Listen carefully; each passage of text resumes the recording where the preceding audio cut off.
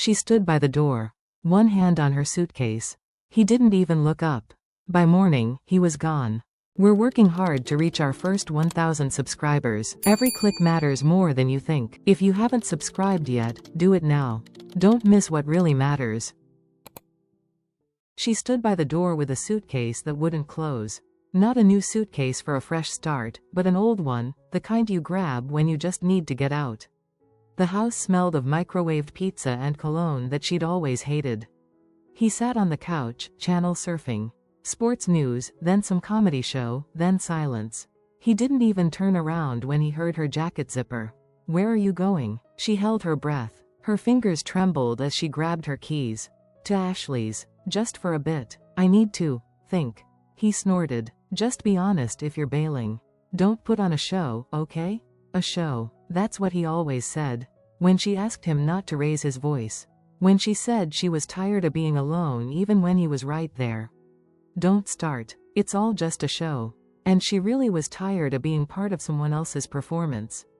There was no audience, no tickets either. But the roles were clearly assigned. He was the man who knew everything. She was the woman who always whined. That night she stayed. She sat on the bed without undressing. He fell asleep on the couch with the TV on and a half-empty beer can in his hand. She listened to him snore. As if that sound drowned out everything she never said out loud. She couldn't sleep. Her heart pounded against the pillow like it wanted to escape before she did. At 4:58 a.m. she woke up. It was quiet. Too quiet. She walked over to the couch. He lay on his back, eyes slightly open, his chest not moving. She touched his hand. Cold. They met like many couples do, by chance, without any particular expectations. She was vibrant back then. Not confident, but alive. She smiled like she had little lights under her skin. She loved silly comedies and danced barefoot in the kitchen. Back then, yes, back then she still had dreams. He was calm, confident, reliable. The kind who holds doors, gives advice, takes responsibility. She wanted exactly that, stability. He gave her that. Almost. The first few months everything was beautiful. Smiles, trips, conversations until deep into the night. He knew how to talk, knew when to pull her close, when to kiss her forehead. But then, his tone got a little harsher. His hands, a little colder. And the silence between them began to grow. At first it was small things. She told him she wanted to change jobs. He smirked. "You're already doing fine. Why would you want to risk it?" Then she suggested visiting her parents. He said he was tired. That family was overrated. She went alone, and didn't tell them she was living with him. She didn't want to hear, "Are you sure?" They moved into a house where everything was his way, from furniture arrangement to the water temperature in the shower. He often forgot what her favorite tea was. But he remembered how red sweaters didn't look good on her, and advised her not to wear them. This isn't abuse. He's just caring, she thought. Gradually she stopped listening to music. Then, writing poetry. Then, dreaming. Even her friends started pulling away. He didn't forbid them. He just said they were stupid, or damaged. Over time she stopped telling them how she was living. Over time she stopped telling herself that too. And yet, sometimes, something would flare up inside her. This isn't right. This isn't me. I want to leave. She even started writing notes to herself. What would I do if I wasn't afraid? She'd reread them at night, sitting in the bathroom. At first she cried. Then, just stared at the wall. Every time she tried to talk, he would say, "Here we go again. You always make everything so dramatic." And she would go silent. Because if everything was her fault, then leaving would be a mistake too. A year passed like this. Then another. And another. She used to wake up feeling light. Now, with anxiety. She used to want him to come home. Now, she wanted him to stay away longer. She became a master of pretense. In front of friends, in front of him, in front of herself. But one morning, she realized she couldn't anymore. She didn't know where she would go. Where she would live. What she would live on. But she knew one thing. If she stayed even one more week, she would disappear. Not physically, but for real. And then she got out the suitcase. And started packing things into it. Not her favorite things. Not necessary things. Just whatever came to hand. Because leaving, it's not about being ready. It's about desperation. She touched his shoulder. Hey, her voice cracked. Josh. He didn't answer. His chest wasn't rising. He lay there like always, slightly hunched, with his arm behind his head. Only, his gaze was glassy.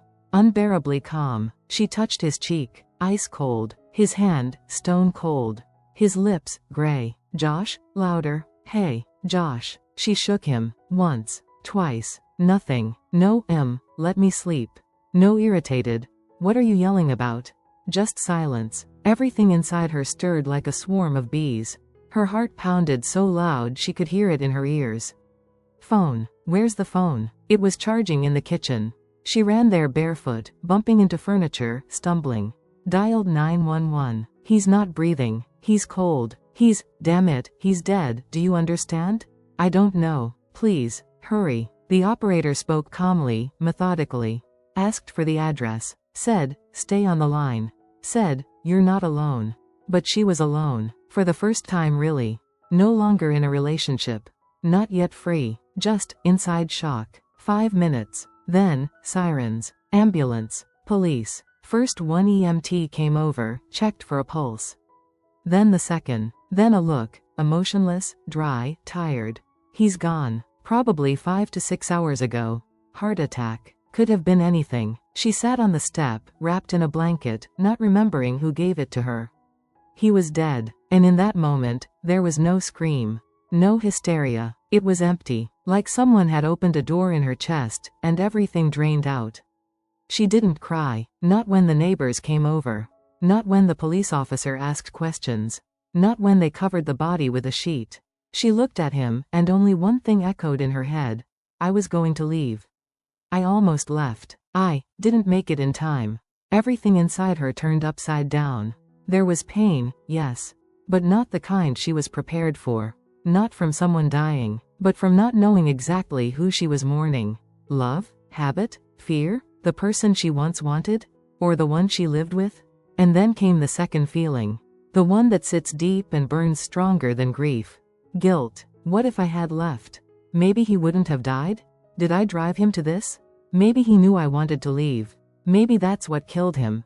This is what started destroying her from the inside. Not death as a fact.